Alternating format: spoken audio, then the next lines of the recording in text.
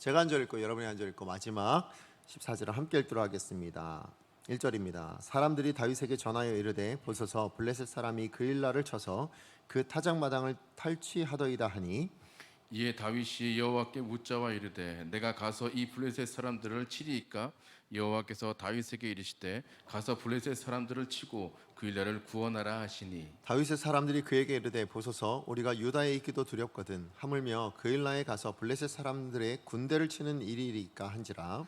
다윗이 여호와께 묻자 여호와께서 대답하여 이르시되 일어나 그일라로 내려가라 내가 블레셋 사람들을 내 손에 넘기리라 하신지라. 다윗과 그의 사람들이 그일라로 가서 블레셋 사람들과 싸워 그들을 크게 쳐서 죽이고 그들의 가축을 끌어오니라. 다윗이 이와 같이 그일라 주민을 구원하니라. 아히멜렉의 아들 아비아달이 그일라 다윗에게로 도망할 때에 손에 에봇을 가지고 내려왔더라. 다윗이 그일라에 온 것을 어떤 사람이 사울에게 알림해 사울이 이르되 하나님이 그를 내 손에 넘기셨도다. 그가 문과 문빗장에 있는 성읍에 들어갔으니 갇혔도다.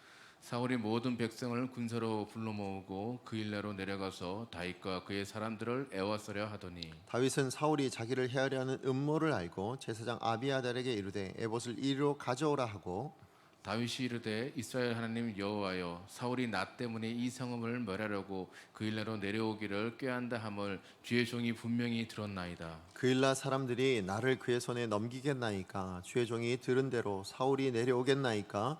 이스라엘 하나님 여호와여 원하건대 주의 종에게 일러 주옵소서 하니 여호와께서 이르시되 그가 내려오리라 하신지라.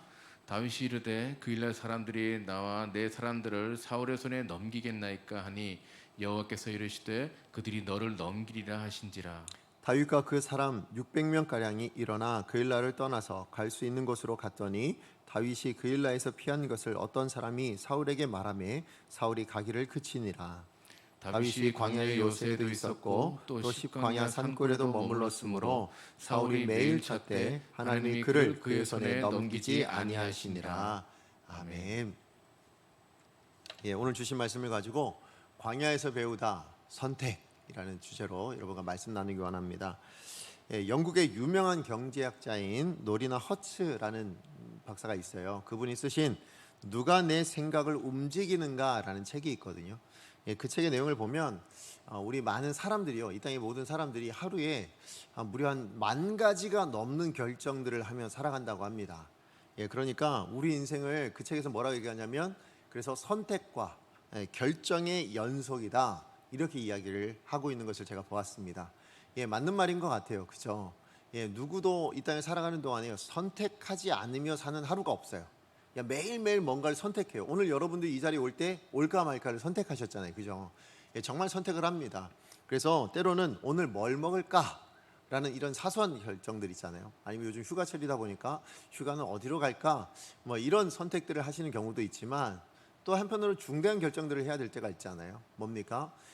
우리 고3 수험생들 같은 경우는 내가 진로를 어떻게 해야 될지 뭐 이런 것들을 이제 결정해야 될 때가 오고 있고 또 우리 어른들 같은 경우는 이제 직장을 이직해야 될지 말아야 될지 아니면 뭐 회사에 명운이 걸린 어떤 투자를 해야 될지 말아야 될지 뭐 이런 중대한 어떤 결정들을 해야 될 때가 있어요.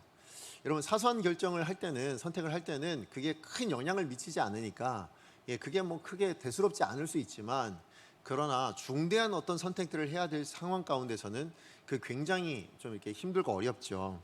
왜냐하면 그것이 한 번의 선택으로 우리 인생이 바뀔 수 있잖아요. 때로는 뭐 우리의 운명이 바뀌기도 하고 또 때로는 그러다 보니까 심각한 위험에 처할 수도 있는 그런 상황들이 있을 수 있습니다.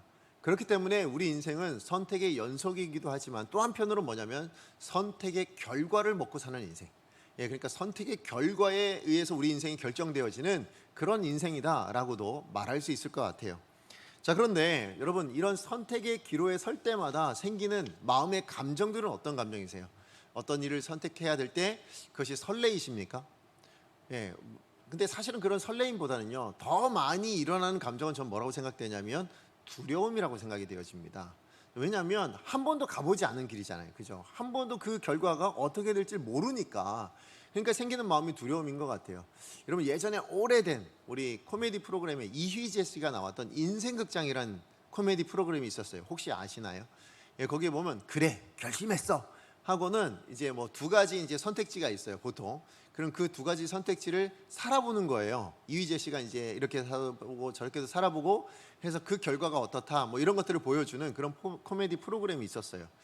우리 인생이 그래 인생 극장 같아서 그렇게 내가 선택하고 그 인생을 살아보고 그래 조금 더 나은 것을 선택할 수 있는 거라면 그럼 두렵지 않겠죠. 그죠? 그렇다면 뭐 그냥 더 나은 걸 찾으면 되지 뭐 그렇게 살아보면 되지 그리고 물르면 되지 아마 이런 마음들이 있을 수 있을 것 같아요. 그런데 인생은 그렇지 않죠. 한 번 결정하면 그 인생으로 끝이잖아요. 인생은 우리 한 번 사는 것으로 끝이잖아요. 그러다 보니까 그 한 번의 결정이 굉장히 고심이 되고 그러다 보니 두렵고 그런 마음들이 더 많아지는 것 같습니다. 게다가 더 두려워지는 이유가 뭐냐면 그 한 번의 결정이 나 혼자 고스란히 담당한다면 조금은 더 덜 두려울 수도 있을 것 같아요. 그런데요, 제가 어떤 결정을 했을 때 그 결정이 내 사랑하는 가족들에게 영향을 미치거나 아니면 내가 함께하고 있는 어떤 구성원들에게 영향을 미치게 되어진다면 그건 굉장히 두렵거든요. 그래서 사실은 제가 강성교회 담임으로 왔을 때 제일 두려웠던 게 그 부분이었어요. 예전에 부교육자로 지낼 때는 그게 별로 안 두려웠는데 이제는 담임으로 오게 되니까 뭘 선택을 하면 우리 교회 전체에 영향을 미치잖아요. 그러니까 뭐 하나 쉽게 선택하기가 어렵고 그런 두려운 마음들이 더 많아지는 것 같습니다. 아마 하나님의 자녀들 우리 모두도 마찬가지겠죠. 우리도 다 선택을 하며 살아갑니다. 자, 그런데 여러분, 그렇다면 여러분은 하루하루 주어지는 그 삶의 순간들, 선택해야 되는 그 순간에 뭘 기준으로 선택하시냐는 거예요. 어떤 걸 기준으로 선택하십니까? 혹자가 어떤 분이 이런 얘기를 하셨어요. 감정적으로 선택하면 감정적인 사람이 되고, 이성적으로 선택하면 이성적인 사람이 되고, 신앙적으로 선택하면 그럼 어떤 사람이 될까요? 신앙적인 사람이 되겠죠. 그죠? 자, 그렇다면 여러분은 지금 이 자리에 지금 이 제 말씀을 듣고 있는 여러분은 감정적인 사람이십니까? 이성적인 사람이십니까? 신앙적인 사람이세요? 자, 여러분은 어떤 사람인지 한번 생각해 보세요. 나는 감정적일까? 아니면 이성적일까? 아니면 신앙적일까? 우리 지난주까지 살펴봤던 다윗은요. 지난주에 이제 이리저리 여러 가지 광야들을 이제 도망 다니잖아요. 그러다 이제 어디까지 오게 돼요? 유다의 아둘람 굴까지 오게 됩니다. 그런데요, 하나님께서 그 아둘람 굴에 다윗을 위하여 준비하신 다윗의 동역자들을 만나게 하셨죠. 몇 명이요? 400여 명의 사람들을 만나게 하셨습니다.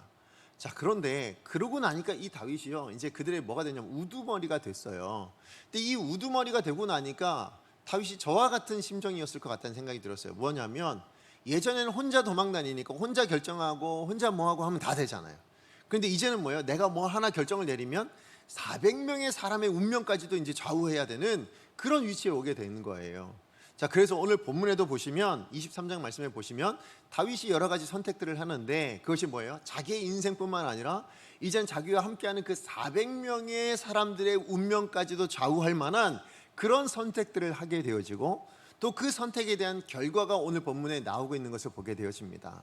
자, 그렇다면 자, 오늘 이 본문을 통해서 다윗처럼 우리도 수많은 선택들을 하고 살아가야 되는데 이 다윗의 선택 또 그것으로 말미암은 삶의 결과를 통해서 하나님께서 우리 가운데 말씀하시고자 하는 거, 하나님께서 우리 가운데 반드시 기억하게 하시고자 하는 그 말씀의 진리가 무엇인가를 좀 살펴봤으면 좋겠어요. 그래서 오늘도 우리가 선택을 해야 되는데 이 다윗의 선택을 통해서 우리가 반면교사 삼고 아니면 우리가 뭔가를 취해야 될 그 기준들을 확인하는 그런 시간이었으면 좋겠습니다. 자, 그럼 첫 번째예요. 우리가 오늘 본문을 통해서 우리가 반드시 기억해야 될, 우리가 선택을 하는 데 있어서 반드시 기억해야 될, 성도라면 반드시 기억해야 될 건 뭐냐면 첫 번째는 하나님의 뜻이라면이에요. 하나님의 뜻이라면 고난의 길이라도 선택하는 것, 그게 진짜 성도, 진정한 신앙이라고 말할 수 있다는 것입니다. 자, 오늘 본문에 보면요, 여러분 다윗의 인생 가운데 이전에는 한 번도 나오지 않았던, 우리가 23장 올 때까지요 한 번도 나오지 않았던 다윗의 모습이 나와요. 자, 그게 뭐냐면 선택의 순간 가운데 뭘 해요? 하나님께 묻는 내용이 나와요. 이전엔 나오지 않아요. 여러분 한번 살펴보세요. 22장까지 보시면 다윗이 한 번도 묻지를 않았거든요. 근데 오늘 본문에 이르러서 다윗이 뭐 하냐면 하나님께 묻는 내용이 나와요. 자, 우리 1절에서 2절 말씀 같이 한번 읽어봅니다. 시작. 사람들이 다윗에게 전하여 이르되 보소서 블레셋 사람이 그일랴를 쳐서 그 타작마당을 탈취하더이다 하니 이에 다윗이 여호와께 묻자와 이르되 내가 가서 이 블레셋 사람들을 치리이까? 여호와께서 다윗에게 이르시되 가서 블레셋 사람들을 치고 그일랴를 구원하라 하니. 아멘. 여러분 여기 보면 이제 다윗이 처음 하나님 앞에 물어봐요. 근데 이유는 뭐냐면 이 이스라엘의 왼수죠, 왼수. 예, 이 아마 철천지 왼수 같죠. 블레셋 사람들이 이 이스라엘 땅에 다시 쳐들어오게 된 거예요. 그래서 어딜요? 그일라 땅에 들어와서는 그일라 사람들이 농사지었던 이 모든 수확물들을 노략질해 가려고 그렇게 쳐들어오게 된 거예요. 자, 그런데 그 쳐들어온 소식을 오늘 본문에 보니까 누구한테 전하고 있어요? 다윗에게 전달하고 있는 거예요. 어떤 사람이 와가지고 그일라 사람 중에 어떤 사람이 와서는 다윗에게 지금 블레셋 사람들이 쳐들어와서 우리 모든 노획물들 다 이렇게 빼앗기게 생겼고 우리도 다 지금 죽게 생겼습니다 하고는 그렇게 이제 소식을 전한 거예요. 그런데 한번 생각해 보세요. 여러분 우리가 그냥 읽었을 때는 별 이상한 내용 없이 읽었겠지만 사실 한번 생각해 보시면 여러분 만약에 여러분이 어떤 고통을 당하고 이 나라에 다른 외국이 이렇게 쳐들어왔다, 일본이 다시 쳐들어왔다면 그럼 우리 신고 어디로 해야 될까요? 어디로 해야 돼요? 우리 국방부나 어디 이런 데 신고를 해야 되잖아요. 그렇죠? 그래서 지금 외국이 어떤 뭐 외적이 쳐들어왔습니다 뭐 이렇게 해야 되는 거잖아요. 자, 그런데 지금 여기 보면 이 사람이요, 지금 만약에 블레셋이 쳐들어왔다면 당연히 어디다 신고해야 되는 거예요? 어디 알려줘야 돼요? 사울 왕에게 알려줘야죠. 그렇죠? 지금 나라를 다스리는 왕이 누구예요? 사울 왕이잖아요. 그러니까 사울 왕에게 알려줘야 되는데 누구한테 알려줘요? 다윗에게 알려주고 있어요. 도망자 다윗. 지금 사울이 눈에 불을 켜고 찾아다니고 있는 그 다윗에게 찾아와가지고는 우리 좀 도와주세요 이렇게 이야기를 하고 있는 거예요. 근데 더 이상한 내용은 뭐냐면 이 도움 요청을 받은 다윗의 모습이에요. 반응이에요. 어떤 반응을 합니까? 어떻게 반응해요? 하나님께 묻고 있죠. 그죠? 하나님께 묻는데 뭐라고 물어요? 이 블레셋 사람을 내가 가서 치리까? 이렇게 물어보고 있어요. 여러분 한번 생각해 보세요. 사실은 다윗은 지금 자기 코가 석자 아니에요? 지금 사울에게 도망나 언제 잡혀 죽을까 봐 전전긍긍하고 있는 그 상황 가운데 누굴 도와줄 처지가 아니잖아요. 자, 그럼에도 불구하고 지금 다윗은 지금 하나님 앞에 묻고 있는 거예요. 내가 이 사람들을 도와주겠습니까? 이걸 물어요. 근데 묻는 것도요, 뭐라고 묻고 있냐면 제가 블레셋 사람들을 올라가가지고 어떻게 하면 이길 수 있겠습니까? 이걸 묻지 않고 뭘 물어요? 하나님, 제가 올라가서 이 그일라 사람들을 도와서 블레셋 사람들을 쳐야 되는 게 맞습니까? 안 맞습니까? 이걸 물어요. 다시 얘기해서 허락을 묻고 있어요. 왜 허락을 물을까요? 다윗의 심정에는 어떤 마음이 있냐면 지금 하나님이 기름 부어 세운 사람은 누구예요? 지금 현재 왕은 사울이잖아요. 그러니까 사울이 있음에도 하나님이 기름 부어 세운 왕이 있는데도 불구하고 내가 지금 이렇게 나아가서 도와주는 게 맞는 걸까요? 이걸 지금 하나님 앞에 묻는 거예요. 그래서 하나님 허락하시는 건가요? 안 하시는 건가요? 하나님의 뜻이라면 제가 가겠고 하나님 뜻이 허락하지 않는다면 제가 안 갈게요. 이렇게 지금 묻는 거예요. 허락을 묻고 있는 거예요. 자, 그래서 그 하나님의 뜻을 묻고 있을 때에 그렇게 물었고, 자, 그랬을 때 하나님 뭐라고 얘기하십니까? 가라고 얘기를 하죠. 그죠? 가서 도와줘라. 지금 이렇게 얘기해요. 너는 가서 블레셋 사람 치고 그일라 사람들 구원해줘라. 이렇게 얘기합니다. 자, 그랬더니 자, 그 이야기를 듣고는 이제 뭐예요? 자, 하나님의 뜻을 이제 받았어요. 자, 그러니까 이제 누구한테 얘기해야 돼요? 나 혼자 가서 싸울 수 없잖아요. 누구랑 싸워야 돼요? 블레셋 군대랑 싸워야 되는데. 그러니까 누구한테 얘기해요? 400명이 함께하는 동역자들에게 이제 이야기합니다. 하나님의 뜻이 이렇더라. 지금 블레셋 사람들 와서 이렇게 도와달라 얘기했는데 하나님 뜻은 도와주라고 얘기한다. 이렇게 얘기를 했어요. 자, 그랬을 때 이 400명의 사람들이 뭐라고 하느냐? 자, 우리 3절 말씀 같이 한번 읽어봅니다. 시작. 다윗의 사람들이 그에게 이르되 보소서 우리가 유대에게 있기도 두렵거든 하물며 그일라에 가서 블레셋 사람들의 군대를 치는 일이리까 안지라. 여러분 지금 이 말씀 보시면 사실은 이 다윗과 함께하는 이 400명이 어쩌면 더 이성적인 사람들이에요. 그죠? 더 현실적인 사람들이죠. 왜요? 지금 몇 명이 모여 있다고요? 400명이 모여 있어요. 블레셋은 얼만큼 쳐들어왔는지 모르겠지만 400명보다 훨씬 더 많은 사람들. 왜냐면 한 고우를 쳐야 되는데 그래서 400명 데리고 오진 않았을 거 아니에요. 어마어마한 숫자의 군대가 왔어요. 근데 여러분 다윗과 함께하는 그 400명은 몇 면이 또 뭐예요? 군사들이에요? 다 훈련받았던 사람들이 아니죠. 우리 지난주에 살펴봤지만 환난 당하고 빚을 지고 원한을 가지고 있는 사람들이에요. 다시 얘기하면 그 시대에 가장 비참했던 사람들, 가장 연약했던 사람들, 누구한테 빼앗기면 빼앗길 수밖에 없는 그런 사람들이 400명 모여 있는 거예요. 모여서 뭐 훈련을 받아봤겠어요? 뭘 해봤겠어요? 그러니까 지금 블레셋에 나아가서 싸운다는 건 뭐예요? 그냥 죽으러 가자 이 얘기인 거예요. 그러니까 이건 있을 수 없는 이야기입니다. 그런 마음이 있고 또 하나의 염려가 있어요. 뭐냐면 지금 이 다윗과 400명은 누굴 피해 도망 다니고 있어요? 사울 왕에 피해서 지금 도망 다니고 있잖아요. 자, 그런데 누구라도 사울 왕한테 가가지고 지금 저 다윗과 400명의 사람들이요 지금 그일라에 가가지고 블레셋이랑 싸우고 있습니다. 자, 그러면 다윗이 뭐라고 생각해요? 기회다라고 생각하지 않을까요? 그죠? 와가지고 그래서 군사를 이끌고 만약에 다윗을 죽이러 온다면, 그래서 블레셋과 싸워 남아있는 사람을 다 치겠다 뭐 이렇게 하고 온다면, 그러면 앞으로는 누굴 싸워야 돼요? 블레셋과 싸워야 되고, 뒤에는 사울 왕의 군대와 싸워야 되는 진퇴양난의 상황 가운데 빠질 수밖에 없는 거예요. 자, 이 모든 상황을 누가 알고 있는 거예요? 다윗의 이 400명의 사람들이, 누구라도 사실 알았을 거예요. 이 400명의 사람들이 그걸 아니까 다윗을 만류합니다. 안 됩니다. 지금 유다에 있는 것만도 두려운데 어떻게 우리가 누굴 도와줄 입장이 아니에요. 그래, 우리 도망 다녀야죠. 지금 무슨 얘기 하십니까? 이런 얘기를 하고 있는 거예요. 자, 이랬을 때 다윗이 뭐라고 해요? 어떻게 합니까? 아이, 그래, 맞아, 생각해보니까 그렇네, 정말로 힘들고 어려우니까 그냥 그만두자, 이랬습니까? 아니요. 뭐예요? 다시 하나님께 물어요. 다시 하나님 앞에 뜻을 구합니다. 우리 4절 말씀 같이 한번 읽어보겠습니다. 시작. 다윗이 여호와께 다시 묻자온데 여호와께서 대답하여 이르시되 일어나 그일라로 내려가라. 내가 블레셋 사람들을 내 손에 넘기리라 하신지라. 왜? 오늘 다윗이 다시 하나님 앞에 물었어요. 그랬을 때 하나님이 뭐라고 답변을 주세요? 그래, 너 가서 계속 구원해야 돼, 이렇게 말씀하신 건 아니고요. 이제는 더 확고한 응답을 주세요. 뭐라고 하십니까? 블레셋을 내 손에 넘기리라. 그저 가서 도와줘라 정도가 아니고요. 이제는 블레셋을 내 손에 넘겨줄 테니까 넌 가야 돼. 지금 이렇게 이야기를 하신 거예요. 확고한 하나님의 뜻을 다윗에게 다시 전해주신 거예요. 자, 그러니까 다윗이 어떻게 하냐면 이 400명의 사람들에게 가서 얘기합니다. 하나님의 뜻이 확고하다. 분명히 우리 고난이 있고 이렇게 있는 거 알겠지만 그래도 하나님의 뜻이 이렇게 확고하신데 블레셋을 우리 손에 붙여주겠다고 얘기한다. 가자. 그래가지고 이제 400명의 사람을 이끌고 이제 올라갑니다. 올라갔더니 결과가 어떻게 됐어요? 감사하게도 어떻게 돼요? 이 고작 400명밖에 되지 않는 이 연약한 사람들의 손을 통하여서 누가요? 블레셋의 군대가 회파되어지고 블레셋의 군대가 패배당하고 그일라 주민을 구원하는 역사가 일어나게 되었습니다. 할렐루야죠. 그죠? 정말 할렐루야죠. 맞아요. 우리가 어떤 고난이 있다 할지라도 그럼에도 불구하고 하나님의 뜻을 붙들면 하나님 반드시 이렇게 역사하여 주실 줄로 믿습니다. 하나님 이렇게 일하여 주실 줄로 믿습니다. 자, 그런데 문제는 뭐냐면 이 역사가요, 이 하나님의 은혜가 5절로 딱 끝났으면 우린 뭐라고 결론 내릴 수 있을 것 같으세요? 어렵지 않죠? 뭐라고 결론 내릴 수 있어요? 하나님의 뜻을 붙들면 만사형통입니다. 하나님의 뜻을 붙들면 우리 인생은 해피엔딩입니다. 이렇게 말할 수 있겠죠. 그런데 여러분, 오늘 말씀은요 5절로 끝나지 않죠. 여러분 생각해보세요. 이 5절 사건 이후에 사실 다윗에게는 정말 커다란 사건을 만나게 돼요. 정말 위기를 만나게 됩니다. 무슨 얘기냐면 다윗이 그리고 그의 사람들이 우려했던 상황이에요. 그게 실제로 일어나게 됩니다. 어떤 상황입니까?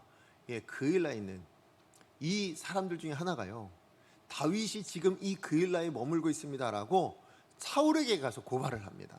자, 우리 7절 말씀 같이 한번 읽어보도록 하겠습니다. 시작. 다윗이 그일라에 온 것을 어떤 사람이 사울에게 알림해 사울이 이르되 하나님이 그를 내 손에 넘기셨도다. 그가 문과 문 빗장에 있는 성읍에 들어갔으니 갇혔도다. 지금 이 고발로 인해서 다윗은요 정말 절체절명의 위기를 만나게 됩니다. 어떻게 알 수 있냐면 지금 사울이 얼마나 자신 있게 이야기하고 있는 걸 한번 보세요. 사울이 뭐라고 얘기합니까? 하나님이 그를 내 손에 넘기셨다 라고 여겨질 만큼의 상황인 거예요. 하나님이 지금 이제 그렇게 눈에 불을 켜고 찾아다녔는데 못 잡았는데 이제는 하나님이 내 손에 넘기셨다고 느껴질 만큼 지금 다윗이, 그래서 어떤 상황이에요? 그일라라는, 이전에는 광야로 도망 다녔잖아요. 그러니까 찾아가면 여러 길로 도망갈 수 있잖아요. 근데 이제는 어디 안에 있어요? 성읍 안에 들어가 있으니 이제는 도망칠 것도 없다. 이제 거기만 성읍 문만 닫아 놓으면 더 이상 도망갈 곳이 없다라는 마음이 든 거예요. 그러니까 사울에게 있어서는 일생일대에 다윗을 죽일 수 있는 뭘 만난 거예요? 기회를 만난 거예요. 자, 그런데 이걸 달리 이야기하면 다윗의 입장에서는 그럼 뭐예요? 사울에게 있어서 일생일대의 기회라면 다윗에게 있어서는 절체절명의 위기인 거예요. 그죠? 사울이 정말 하나님이 내 손에 넘기셨다 느낄 정도면 다윗의 입장에서는 하나님이 나를 다윗의 손에 넘기셨냐고 느껴질 만큼 정말 그런 위기 가운데 이제 빠져지게 된 거예요. 자, 그런데 여러분, 여기서 우리가 정말 다시 한번 짚고 넘어가야 될 게 뭐냐면 다윗이 몰랐냐는 거예요. 아니죠. 다윗은 이 상황을 분명히 알았어요. 내가 하나님의 뜻을 붙들어 저 그일라로 올라갔을 때 어떤 일이 벌어질 것이라는 것에 대한 분명히 예상이 있었어요. 알고 있었어요. 그럼에도 불구하고 뭐 한 거예요? 그 뜻을 붙든 거잖아요. 그죠? 다윗이 모르는 게 아니었어요. 다윗은 분명히 알고 있었어요. 400명의 사람들이 옆에 와서 이야기할 정도로. 그리고 다윗이 어떤 사람이에요? 이스라엘에서 가장 지혜롭다 인정받았던 그런 경험이 있는 사람이잖아요. 그러니까 군대로 싸움도 얼마나 많이 했겠습니까? 그러니까 분명히 이런 일이 있을 거라는 걸 다윗도 알았어요. 그럼에도 불구하고 다윗은 지금 뭐 한 거예요? 자기가 죽을 줄 알면서도, 내가 죽을 고비를 만날 것을 알면서도 불구하고 하나님의 뜻을 선택한 사람, 그게 바로 다윗의 모습이었다라는 것입니다. 여러분, 이런 다윗의 모습을 보면 사실 오늘날 우리들의 신앙과는 너무 다르다라는 생각을 해보게 됐어요. 뭐 다윗이 위대하다, 뛰어나다 이것보다요, 지금 다윗이 가지고 있는 이 삶의 모습은 어쩌면 우리가 가지고 있는 신앙관과는 너무나도 다르다라는 생각을 해보게 됩니다. 무슨 얘기냐? 여러분, 우리가 신앙생활할 때 여러분이 기대하는 게 뭐예요? 여러분, 뭘 기대하십니까? 여러분, 예수님 믿었을 때 여러분 기대한 게 뭐예요? 여러분, 예수님 믿을 때 보통 우리가 전도할 때도 보통 얘기하는, 많이 쓰는 말이 뭐예요? 예수님 믿으면 잘 됩니다. 복을 받습니다. 그래서 아프신 분은 나을 수 있고요, 가난한 분은 부해질 수 있고요, 또 뭐 어려움이 있으면 성공할 수 있는 인생이 되어질 수 있습니다. 우리가 기대하는 건 다 그거예요. 여러분, 그러다 보니까 여러분 기도 제목 한번 생각해 보세요. 뭘 구하고 계세요? 하나님 앞에. 하나님, 내가 붙들겠습니다. 제가 하나님 앞에 기도합니다. 저 예배 빠지지 않겠습니다. 그러니까 하나님, 저에게 제 기도를 들어주십시오 하면서 여러분 구하는 내용들이 다 뭐예요? 잘 되는 거 아니에요? 좋아지는 거 아니에요? 더 나아지는 거, 형통해지는 거, 뭐 이런 거 바라잖아요. 자, 그런데 물론 하나님 그렇게 일하세요. 오늘 우리가 다윗을 통해서 봤던 것처럼 하나님 그렇게 역사하십니다. 하나님은 분명히 좋은 일, 좋은 거 우리 가운데 주시는 걸로 일하실 때가 있어요. 하지만 매번 그렇게 하진 않으시더라고요. 오히려 많은 순간에 우리가 하나님 뜻을 붙들었을 때 일어나는 일들은 뭡니까? 그거 붙들었더니, 신앙으로 살았더니 어려워지더라, 힘들어지더라, 없어지지 않고 또 힘들어지더라, 이거잖아요. 잠시 좋아졌다가 또 힘들어지는 일들이 다가오고, 그게 우리 신앙이라고 얘기하는 거예요. 여러분, 한번 생각해 보세요. 성경을 우리가 볼 때요, 정말 그냥 현실적인, 그냥 우리 그대로 한번 보면요, 여러분, 성경에 있는 모든 사람들이 복받고 행복하고 좋았나요? 아니에요. 함생을 우리 기준, 지금 우리 생각으로 가지고 있는, 우리가 신앙생활 할 때 하나님 앞에 간구하고 있는 그 기도 제목의 관점으로 보자면, 여러분, 성경에 나온 사람들 그렇게 행복한 사람들만은 아니었어요. 왜요? 여러분, 대표적인 사람 누구예요? 예수님. 한번 생각해 봅시다. 예수님만큼 신앙생활 잘하시는 분 어디 있어요? 그죠? 예수님만큼 하나님 뜻을 따라 살아낸 사람이 어디 있어요? 자, 그런데 예수님의 그 인생의 끝은 어디였어요? 십자가였잖아요. 그 수치스럽고 그 고통스러운 자리로 걸어가는 길, 그 길이 예수님이 걸어가신 길이에요. 그게 신앙을 지켜낸 사람의 끝의 모습이었어요. 여러분, 예수님만 그랬나요? 그렇지 않아요. 여러분, 사도 바울도 그랬어요. 여러분, 사도 바울 뭐 여러 가지가 있지만 사실 사도행전 20장에 보면요, 사도 바울이 이제 에베소에서 이렇게 지내고 있다가, 에베소 사람들 섬기고 있다가 이제 복음을 증거하는 일 가운데 예루살렘으로 가겠다고 이제 결정을 합니다. 그래서 에베소를 떠나서 이제 예루살렘으로 가겠다, 그렇게 얘기를 하는데, 근데 많은 사람들이 만류해요. 가지 마세요, 오지 마세요, 가시면 큰일 납니다 부터 시작해서 지금 우리랑 이렇게 정이 들었는데 가시면 어떡합니까? 뭐 이런 여러 가지 이제 이야기를 하면서 만류를 해요. 자, 그런데 그때 갈등하고 있을 때 누가 나타나시냐면 성령님이 나타나세요. 성령님이 사도 바울에게 나타나셔서 이런 말씀을 하십니다. 우리 사도행전 20장 23절 말씀이에요. 같이 한번 읽어보겠습니다. 시작. 오직 성령이 각 성에서 내게 증언하여 결박과 환난이 나를 기다린다 하시니. 뭐라고 하셨다고요? 지금 성령께서요, 사도 바울에 나타나셔서, 야, 나 너에게 잘하게 해줄게, 너 복이 되게 해줄게, 아니면 너 가면 좋은 일이 일어날까, 이렇게 말씀하지 않고 뭐 한다고요? 환난을 만나고 결박을 당하게 될 것이에요. 무슨 얘기예요? 죽을 수도 있다는 얘기예요. 너 지금 예루살렘에 올라가면 환난을 당하고 죽을 수도 있어. 지금 이렇게 얘기하는 거예요. 만약에 여러분이 하나님 앞에 뭔가를 간구했는데, 하나님 저 이거 주세요, 아니면 저 이거 하게 해주세요, 저 여기 가게 해주세요 했는데, 하나님께서 뭐라고 얘기하시면, 너 거기 가면 죽을 수 있어, 만약 이렇게 얘기하시면, 여러분 어떤 응답이라고 생각하실 것 같으세요? 가라는 말씀일까요? 가지 말라는 말씀일까요? 우린 보통 이거 생각하면요, 가지 말라는 음성으로 들어요. 그죠? 우리 저기 가게 해주세요 했는데 하나님이 나타나셔서, 야, 너 거기 가면 환난 당해, 너 거기 가면 고난을 당해, 이러면 우리는 보통 생각하기를, 우리 관점에서는, 아, 가지 말라는 뜻이구나, 이런 환난을 당하고 고난을 당한다 하시니 가지 말라고 하나님 말씀하시구나, 우린 보통 이렇게 생각할 겁니다. 자, 그런데 사도 바울은 어떻게 이 말씀 가운데 성령님의 이 말씀을 듣고 뭐라고 고백하고 있는가? 이어 나오는 24절 말씀이에요. 우리 큰 목소리로 함께 읽어보겠습니다. 시작. 내가 달려갈 길과 주 예수께 받은 사명 곧 하나님의 은혜의 복음을 증언하는 일을 마치려 하면은 나의 생명조차 조금도 귀한 것으로 여기지 아니하노라. 아멘. 아멘이세요? 힘들죠. 아니 어떻게 하나님 뜻을 구했는데 내 생명을 바쳐야 된단 말입니까? 내가 어떻게 이렇게 고난당해야 된단 말입니까? 우리는 이런 마음 쓸 수 있어요. 그런데 여러분, 사도 바울은 지금 이렇게 고백하는 거예요. 내가 하나님의 뜻을 붙드는 일이라면, 내가 복음을 증거하는 것이 하나님의 뜻인 줄 알고 내가 그 일을 감당하고 있는데, 그 일을 완수하는 데 있어서라면 나는 어떤 고난을 당해도, 어떤 환난을 당해도, 내가 어떤 결박을 당해도 내 생명을 들여서라도 나는 그것을 성취해내겠습니다. 그 하나님의 뜻을 붙들겠습니다. 이게 사도 바울의 고백이었다고요. 오늘날 우리의 신앙과 너무 다르지 않아요? 여러분, 사도 바울의 이 고백이 오늘 다윗이 그 일나로 올라갈 때 보여줬던 삶의 결단이잖아요. 그렇잖아요. 어떤 고난이 있어도 그래도 하나님이 그 일나로 올라가 저들을 구원하라 하니 내가 그리로 가겠습니다. 내가 비록 거기서 사울 왕에게 잡혀 죽을지언정 나는 그리로 올라가겠습니다. 이 모습을 보여주고 있잖아요. 예, 이게 신앙인 거예요. 여러분, 우리가 살아가는 이 시대예요. 여러분, 정말 우리가 신앙으로 산다고 해서 우리가 무엇이든 잘 되어지고 무엇이든 형통이 되어지고 복이라고 되어지는 그런 일들이 마냥 일어나진 않아요. 정말 많은 순간에 우리는 예수님 때문에 포기해야 되는 거, 예수님 때문에 희생해야 되는 거, 예수님 때문에 내려야 되는 일들이 너무나도 많아요. 새로운 그것이 고난이 된다 할지라도, 내 마음에 들지 않는 일이 된다 할지라도 그것을 내려놓아야만 하는, 포기해야만 하는, 희생해야만 하는 그런 순간들이 훨씬 더 많다고요. 근데 우리는 여러분, 잘 되는 건 좋아하는데 희생당하는 거, 포기해야 되는 거, 이런 건 잘 안 하려고 그래요. 그건 신앙이 아닌 것처럼 생각할 때가 많아요. 그런데 예수님 말씀하셨어요. 뭐라 하셨습니까? 나를 쫓을 때 너의 십자가를 지고 나를 쫓아라. 예수님 가신 길이 어떤 길이라고요?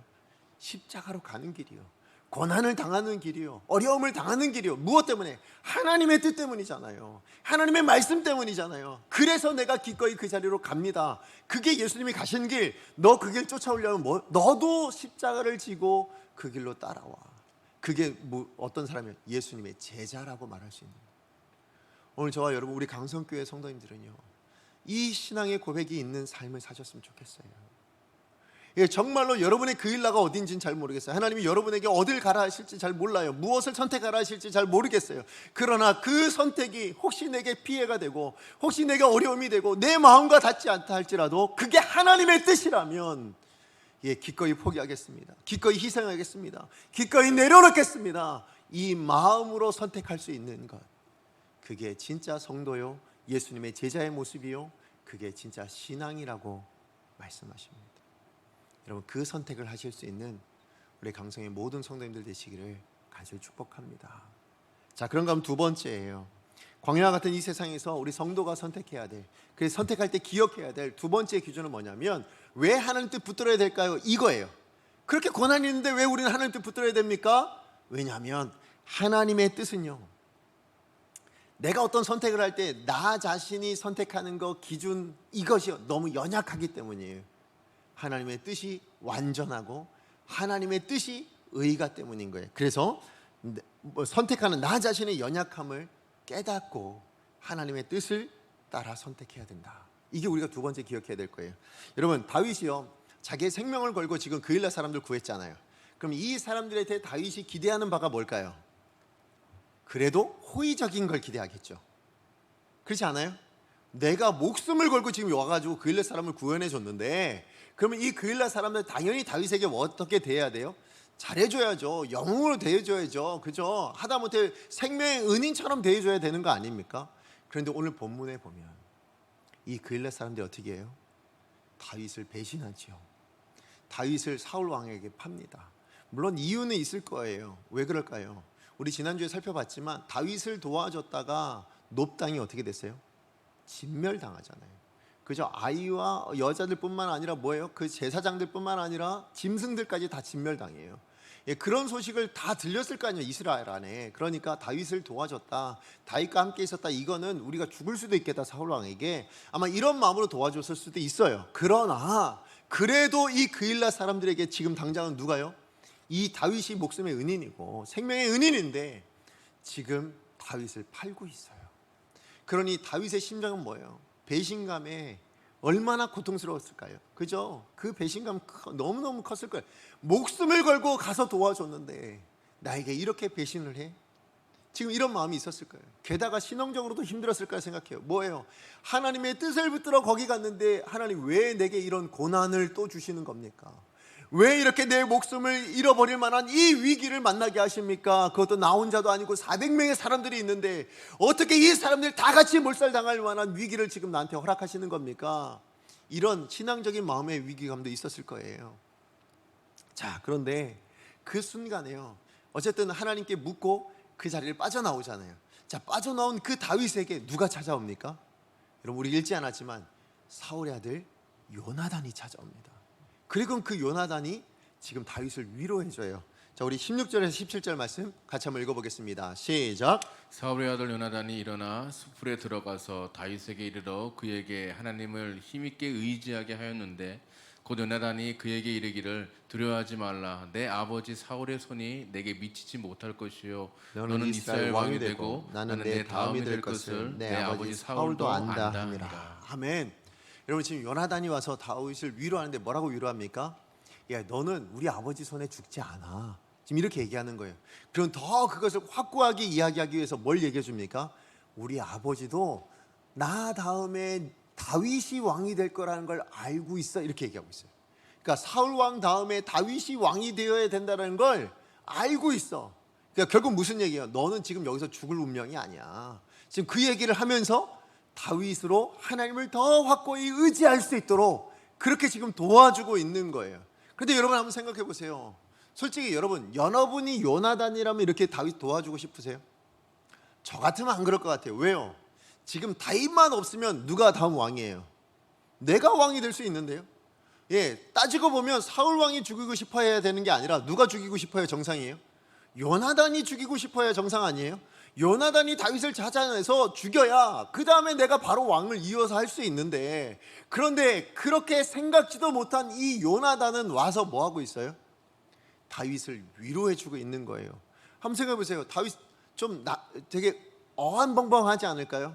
자, 무슨 사건이에요? 이전에 그일라 사람들에게는 호의를 기대했는데 이 사람들은 나를 배신하고 배신감을 내게 줬는데, 아니 아무런 기대가 없고 오히려 나를 잡아도 부족한, 나를 죽여도 부족한 이 사람은 나에게 찾아와서 나를 위로해주고 있는 그 상황을 겪으면서 다윗이 얼마나 어안벙벙했을까요? 그죠? 이 상황은 뭐지?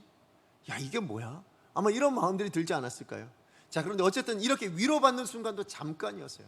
또 이걸로 되어지면 하나님 또 사람을 통해서 이렇게 역사하시는구나, 날 또 이렇게 위로해 주시는구나, 이러고 끝나면 참 좋은데요, 이걸로 또 끝내지 않으세요. 어떤 일이 일어납니까? 이 다윗이 이제 요나단을 만나고 또 도망을 가죠. 도망을 가는데 이제 어디로 도망가요? 10이라는 광야예요. 10이라는 광야에 그 숲을 가운데 숨습니다. 자, 그런데 그거를 누가 또 봐요? 이 10 사람들이 또 그걸 이제 발견하게 되죠. 자, 그러니까 똑같은 마음이었을 것 같아요. 어떤 마음이요? 이거 다윗 이거 같이 있었다간 우리도 죽을 수 있다, 사울 왕에게. 그러니까 어떻게 하냐면 이 다윗을 사울 왕에게 이제 직접 가서 뭐예요? 고발을 합니다. 예, 고발을 해요. 자, 우리 19절 말씀 같이 한번 읽어보겠습니다. 시작. 그때에 10 사람들이 기브아에 이르러 사울에게 나와 이르되 다윗이 우리와 함께 광야 남쪽 하길라산 숲을 요새에 숨지 아니하였나이까. 20절도 있습니다. 그러온즉 왕은 내려오시기를 원하신 대로 내려오셔서 그를 왕의 손에 넘길 것이 우리의 의문이이다 하니. 지금 10 사람들이 뭐 하고 있어요?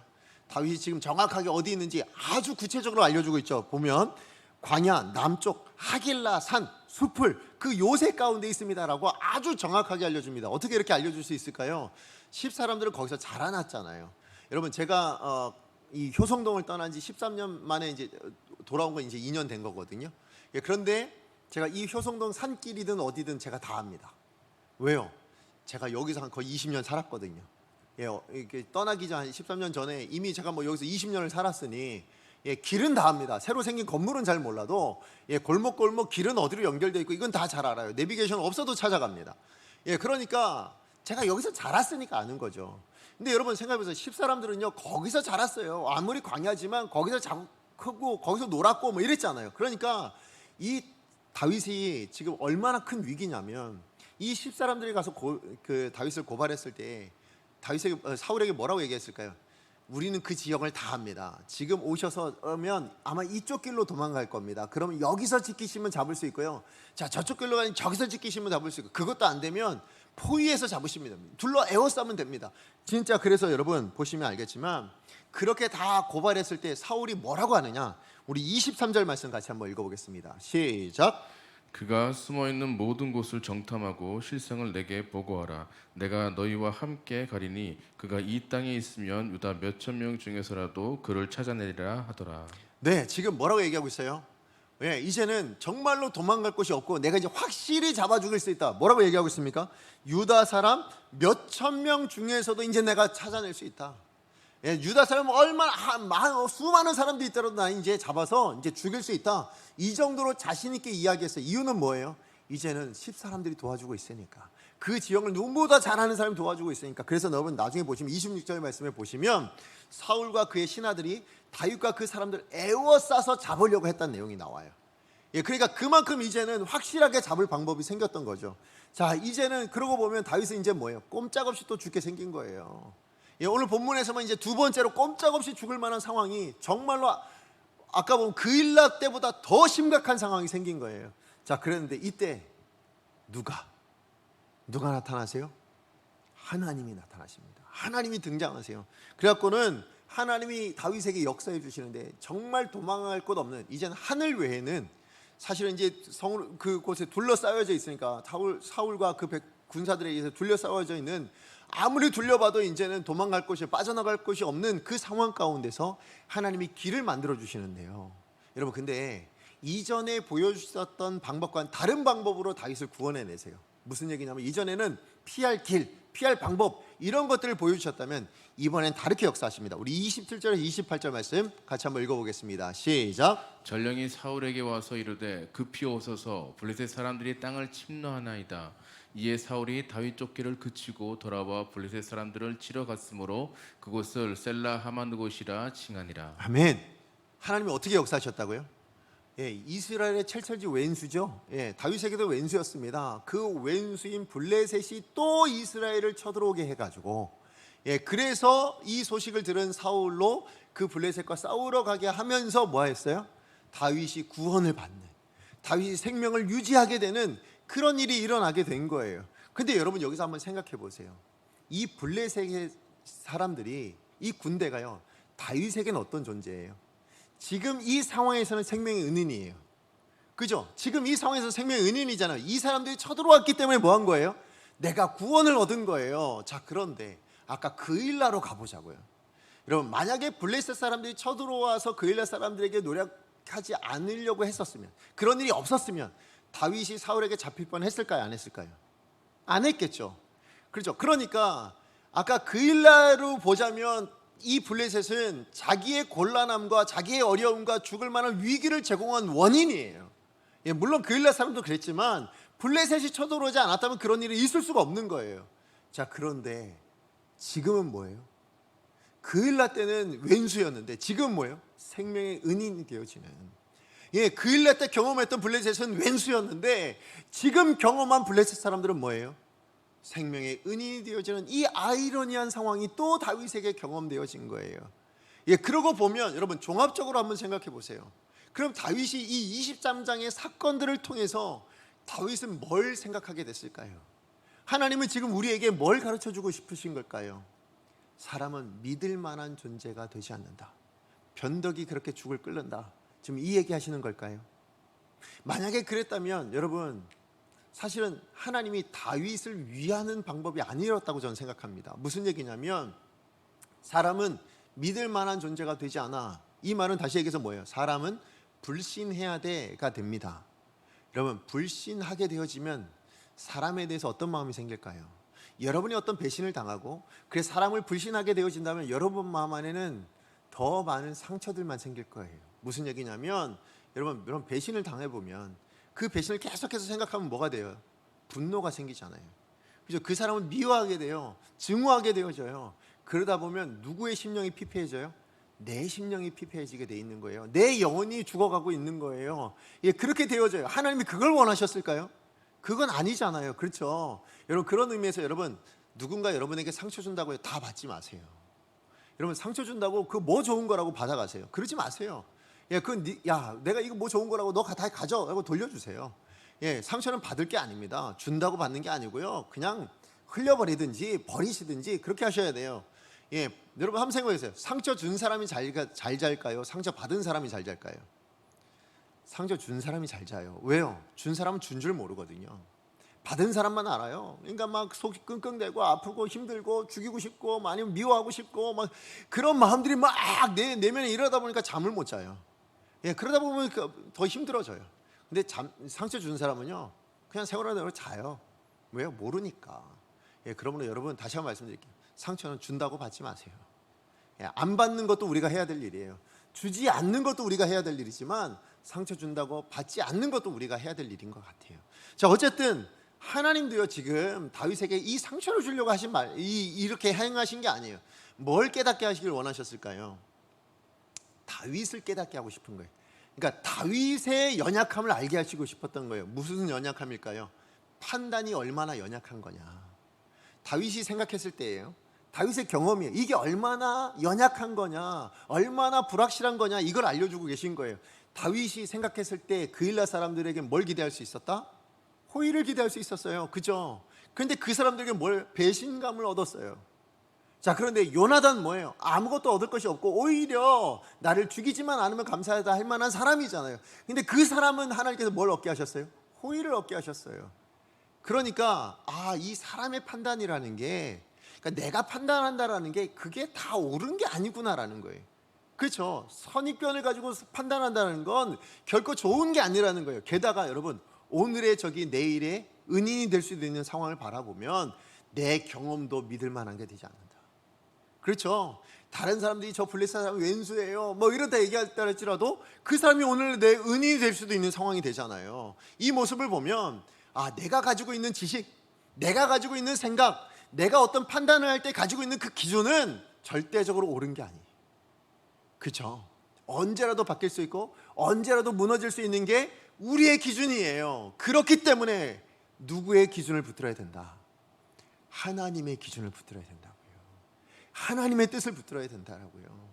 예, 이것을 지금 하나님께서 우리 가운데 이 다윗의 삶을 통해서 다윗에게만 말씀하시는 것이 아니라 오늘 저와 여러분에게도 말씀해 주고 있는 거예요. 여러분 그래서요 영원히 사람 미워해야 될 상황 없어요. 여러분 그 상처받을 안 돼요. 뭐 하셔야 돼요? 그저 나 자신이 연약하구나, 내가 판단할 게 아니고 하나님의 뜻을 따라 내가 이것을 판단하고 붙들고 생각해야 되겠구나. 이것이 우리가 가져야 될 마음가짐. 예, 그래서 그 마음가짐 때문에 우리는 뭐 할 수 있는 거예요? 하나님이 명하신 길이라면 고난이 있다 할지라도 그 길을 걸어가겠습니다. 예, 이게 가능해지는 거예요. 말씀의 결론을 맺습니다. 오늘 우리는요 수많은 선택들을 하고 살아가야 됩니다. 그런데 그 선택지마다 우리는 결정할 수 없어요. 우리는 제대로 판단할 수 없어요. 왜요? 우리의 선택은 연약하기 때문에, 그리고 그 결과를 우리가 책임질 수 없기 때문에 그렇습니다. 그런데 누가 책임질 수 있을까요? 우리 하나님은 책임져 주실 수 있는 분이잖아요. 그만한 능력이 있는 분이잖아요. 그러니까 하나님 뜻대로 살라고 얘기하시는 거예요. 너의 인생 내가 책임져 줄게. 네가 비록 고난의 길을 걸어가는 길을 내가 가라고 했다 해서 거길 간다 할지라도 네 인생 내가 책임져 줄게요. 그래서 여러분 여기서 우리가 분명하게 밝혀 알 수 있는 진리가 하나 있어요. 선명하게 드러나는 진리 하나, 우리 14절 말씀에 나옵니다. 우리 같이 한번 읽어봅니다. 오늘 본문 14절입니다. 시작. 다윗이 광야 요새에도 있었고 또 십광야 산골에도 머물렀으므로 사울이 매일 찾되 하나님이 그를 그의 손에 넘기지 아니하시니라. 아멘. 하나님께서 뭐라 말씀하신다고요? 하나님이 다윗을 자기의 손에 두시고 다른 누구의 손에도 넘기지 않으신다고. 그게 다윗의 인생이라고, 다시 얘기해서 오늘 저와 여러분의 인생이라고 말씀하고 계시는 거예요. 근데 여기서 나온 질문 더 보세요. 다윗은 광야의 요새도 있었고 10광야 산골에도 머물렀고, 여러분 무슨 얘기예요? 광야가 없어지게 만드는 건 아니더라고요. 고난이 없어지게 만드시는 건 아니더라고요. 우리 시편 23편의 다윗의 고백처럼이라면 사망의 음침한 골짜기를 안 만나게 하시는 건 아니더라고요. 그런데 하나님은요, 뭘 하세요? 그 사망의 음침한 골짜기에 주저앉아 사망 가운데 있으라고 말씀하지 않고요, 그 길을 나 홀로 걷게도 만드시지 않으시고요, 뭐 하세요? 그 길을 함께 걸어가며 그 자리에 빠져나올 수 있도록 은혜 베풀어 주시는 하나님이시더라. 그래서 하나님이 나를 붙들고 계신다라는 이 사실을 날마다 확인하게 만들어 주시더라. 이게 우리 하나님이시라는 것을 우리는 경험할 수 있는 거예요. 기억할 수 있는 거예요. 이게 저와 여러분을 향한 하나님의 뜻이라는 것을 우리는 반드시 기억할 수 있었으면 좋겠습니다. 그리고 뭐 하셔야 된다고요? 여러분이 하나님께서 명하시는 그 일나가 어디인지 모르겠지만 그 길나 가세요. 비록 고난이 있고, 비록 손해를 봐야 되고, 비록 포기를 해야 되는 자리라 할지라도 하나님의 뜻이라면 가세요. 하나님의 말씀이 명하신 것이라면 그대로 순종하세요. 그게 우리가 감당해야 될 진짜 성도의 모습이자 진짜 신앙인의 모습이고요. 우리가 그렇게 선택할 때에 우리 인생의 결과는 누가 책임져 주신다? 하나님이 책임져 주시는 인생 되게 해주신다. 여러분 기억하셔서 오늘 예배드린 우리 강성의 모든 성도님들은요, 하나님이 인생을 책임져 주시는, 하나님이 손에, 하나님의 결정 가운데 여러분의 인생이 마무리되어지는 복된 인생 되어주시기를 간절히 축복합니다. 우리 함께 말씀 기억하면서 찬양하기 원합니다. 내 삶에 들어온 주님의 말씀. 그 말씀이 어떤 말씀이든 오늘 우리는 결단할 수 있었으면 좋겠어요. 하나님이 오늘도 여러분에게 말씀하신 거예요. 하나님의 음성이라면, 하나님의 뜻이라면 내 생각과 다르고 내 마음과 다르고, 아니면 내가 좀 포기하고 내가 희생당해야 되고 내가 고난을 당해야 되는 길이라 할지라도 그 말씀이 내게 들어온다면 여러분 반드시 신뢰하세요. 오늘 찬양의 가사가 뭐냐면 내게 빛이 되시고 나를 인도하시고 소망 보게 하시고, 그렇기 때문에 주 뜻 알게 하시는 거예요. 그러므로 그 뜻이 내 삶에 살아 역사할 수 있도록, 그 뜻이 내 삶에 나타나는 능력이 되어질 수 있도록 여러분 하나님 뜻을 붙들어낼 수 있는, 여러분 우리의 뜻은 연약하다고요. 포기하고 하나님 뜻 붙들 수 있는 저와 여러분 되시기를 간절히 축복합니다. 함께 찬양합니다. 내 삶에 들어온 주님의 말씀이, 내 삶에 들어온 주님의 말씀이 내게 빛이 됩니다. 내게 빛이 되시니 내 삶의 어두운 절망 가운데, 삶의 어두운 절망 가운데 소망 보게 하시네, 소망 보게 하시네. 내 삶에 들어온 주님의 말씀이, 내 삶에 들어온 주님의 말씀이 나를 인도하시니, 나를 인도하시니. 아멘. 주님 그렇게 되어주길 원합니다. 내 삶의 막막한 문제 가운데 그 안에서도 주의 뜻 보게 하여 주시옵소서. 보게 하시네. 말씀이 내게 역사하기를, 말씀이 내게 살아있기를, 하나님 말씀을 듣겠나이다. 주님의 음성을 듣겠나이다. 우리 다시 한번 믿음으로 고백합니다. 내 삶에 들어 주님의 말씀 내게 빛이 되어 주시옵소서. 내게 빛이 되시니 내 삶의 어떤 어두운 상황 가운데서도, 삶의 어두운 절망 가운데 소망 보게 하십니다. 소망 보게 하시네. 내 삶에 들어온 주님의 말씀이, 내 삶에 들어온 주님의 말씀이 나를 인도하시니 내 삶의 막막한 모든 문제들 가운데서도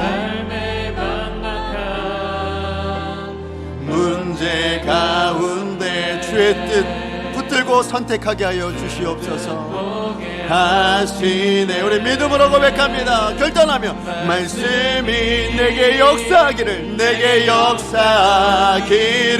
말씀이 내게 살아있기를 내 삶의 모든 순간순간마다 하나님의 말씀이 살아 역사하게 하여 주시옵소서. 하나님 말씀을 듣겠나이다. 주님의 말씀을 우리 다시 한번 믿음으로 말씀이 내게 역사하기를 말씀만이 내게 역사하기를 말씀이 내게 살아있기를 내 삶의 모든 자리마다 하나님의 말씀만 드러나게 하여 주시옵소서. 하나님 말씀을 듣겠나이다. 주님의 뜻대로 살겠나이다. 우리 시간의 말씀을 기억하면서 우리도 찬양을 기억하면서 함께 기도하기 원합니다. 우리 인생에요 그일라와 같은 선택을 해야 될 때가 있어요. 우리 선택이 매번 하나님이 좋은 것으로만 끝나지 않게 하시고요, 때론 제자이기 때문에 예수님이 걸어가셨던 그 고난의 길을 우리도 십자가 지고 따라오라고, 그 길을 선택하라고 하나님께서 말씀하실 때가 있어요. 그때 여러분, 우리 신앙으로 고백하며 우리 자신의 연약함을 정직하게 인정하며 하나님의 뜻 붙들고 기꺼이 희생하고 기꺼이 포기하고 기꺼이 내려놓고 고난을 감당하고 인내하는 진짜 하나님의 제자들, 그게 우리였으면 좋겠습니다. 그게 나였으면 좋겠습니다. 이 믿음을 가지고 우리 시간 하나님 앞에 기도합시다. 하나님, 제가 그런 예수님의 제자로 예수님을 따라 살아낼 수 있는, 그런 선택을 하며 살아갈 수 있는 하나님의 사람들 되게 하여 주시옵소서. 주여 능력을 주옵소서. 외치고 하나님 앞에 기도합니다. 주여 능력을 주옵소서. 예, 하나님 그렇습니다. 이 시간 주님 앞에 기도합니다. 하나님, 우리 수많은 선택의 순간들, 하나님 수많은 것들을 선택하며 매일매일을 살아갑니다. 하나님, 그러나 그 선택의 순간들마다 오늘 주신 말씀 기억하여 하나님의 뜻을 분별하여 하나님의 뜻만 붙들고 살아갈 수 있는 우리가 될 수 있게 하여 주시옵소서. 예, 하나님, 우리 강성의 성도님들은 하나님의 뜻 붙들고 하나님의 말씀 붙들고 하나님 기꺼이 그 일로 올라갈 수 있는 하나님 이 믿음이 하나님이 있을 수 있도록 오늘 사도 바울의 고백처럼 내가 주의 일을 감당하는 그 길을 달려감에 있어서는 내 생명을 조금도 아끼지 않겠노라 고백할 수 있는 이 신앙의 고백이 있을 수 있는 우리 성도님들 다 될 수 있도록 주님 도와주셔서 그 인생이 하나님의 뜻으로 기결되어지며 그 인생이 하나님께서 책임져 주시는 인생, 하나님이 붙들어 주시는 인생, 그래서 사망의 음침한 골짜기라도 하나님이 함께하여 주시는 인생 되어져서 하나님 부족함이 없었습니다. 하나님의 선하심과 인자하심이 내 삶을 인도하여 주셨습니다 고백할 수 있는 우리 강성의 모든 성도님들, 그 복된 인생 살아갈 수 있도록 주님 축복하여 주시옵소서. 사랑의 하나님, 감사합니다. 오늘도 말씀을 통해서 다윗의 인생을 통하여서 이 수많은 선택의 순간순간들마다 어떤 기준을 가지고 무엇을 선택해야 될지 알게 해주셔서 감사를 드립니다.